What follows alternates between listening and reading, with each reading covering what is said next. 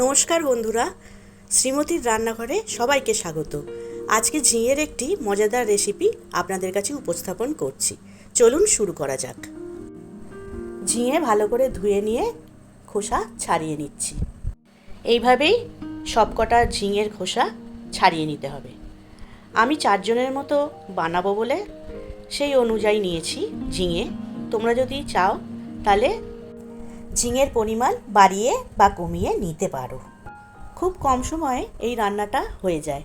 যারা তোমরা বাইরে কাজ করো, চাকরি করো বা বাড়ির বাইরে বেরোতে হয়, তাদের হাতে সময় তো কম থাকে, তারা এই ঝিঙের রেসিপিটা ট্রাই করে দেখতে পারো। তাহলে তোমাদের অনেকটা সময় বাঁচবে।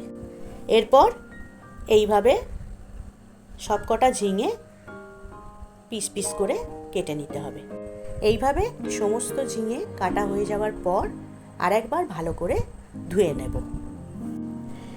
এই রান্নাটি করতে লাগবে ঝিঙে, এইভাবে কেটে নিয়েছি দেখো। আচ্ছা, লাগবে সর্ষে, কালো সর্ষে, সাদা সর্ষে, শুকনো লঙ্কা, বড়ি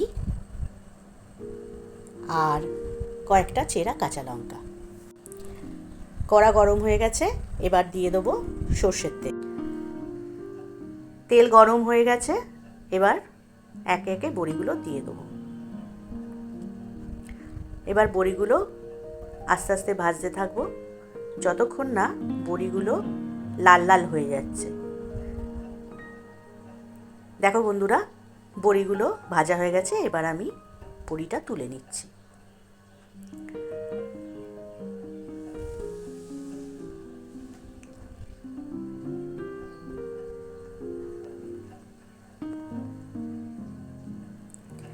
এবার ওই তেলেই শুকনো লঙ্কা, কালো জিরে ফোড়নে দিয়ে দেবো। তারপর কাঁচা লঙ্কা, চেরা কাঁচা লঙ্কাগুলোও দিয়ে দেবো। এবার কেটে রাখা ঝিঙে দিয়ে ভালো করে নাড়াচাড়া করে নেব। কিছুক্ষণ নাড়তে থাকবো। তারপরে এভাবে কিছুক্ষণ ঝিঙেগুলোকে নাড়াচাড়া করে নিতে হবে। এরপর স্বাদ মতো নুন দিয়ে দেবো আর হাফ চা চামচের মতো হলুদ গুঁড়ো দিয়ে দেবো। এবার নুন আর হলুদ ঝিঙের সাথে ভালো করে মিশিয়ে নেব। ঝিঙের সাথে নুন আর হলুদ খুব ভালো করে মিশিয়ে নিতে হবে যতক্ষণ না সব জায়গায় নুন আর হলুদ মিশে যায়। এরপরে যেহেতু ঝিঙে থেকে প্রচুর জল বেরোবে, সেই জন্য এবার একবার ঢাকনাটা খুলি। দেখো বন্ধুরা, ঝিঙে থেকে কতটা জল বেরিয়েছে। এবার এই জলটাকে একটু শুকিয়ে নিতে হবে। একটু নাড়াচাড়া করে নেব আর একটু দেখে নেব ঝিঙেটা সেদ্ধ হয়েছে কিনা। দেখো, ঝিঙেটা মোটামুটি সেদ্ধ হয়ে এসেছে। জলটা একটু শুকোতে থাক। সর্ষে যে রেখেছিলাম আমি, সাদা সর্ষে, কালো সর্ষে, তাতে একটু অল্প নুন দিয়ে আমি মিক্সিতে পিষে নিয়েছি। এবার ওই মিশ্রণটা আমি এতে দিয়ে দিলাম।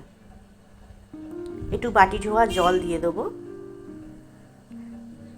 বেশি জল লাগবে না এতে, অল্প জলেই রান্নাটা হয়ে যাবে।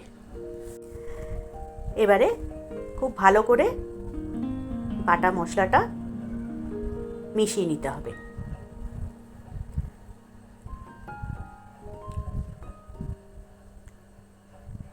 এরপর অল্প একটু জল দিতে হবে, কারণ কি বড়িগুলো দেবো তো। এবার ভাজা বড়িগুলো দিয়ে দিলাম। বড়িগুলো একটু নাড়াচাড়া করে ভালো করে ডুবিয়ে দিতে হবে। তারপর কিছুক্ষণের জন্য চাপা দিয়ে দেব। এবার ঢাকনাটা খুলে দেখি। দেখো বন্ধুরা, কতটা জল শুকে গেছে।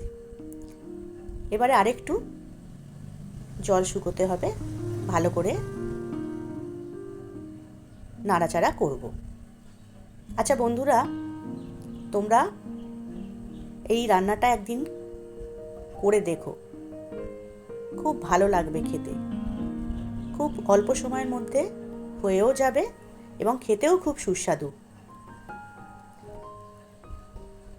আমার রান্নাটা যদি তোমাদের ভালো লাগে তাহলে আমার চ্যানেলটাকে অবশ্যই সাবস্ক্রাইব করে দিও, বেল আইকনটা অন করে দিও আর একটা লাইক দিয়ে দিও।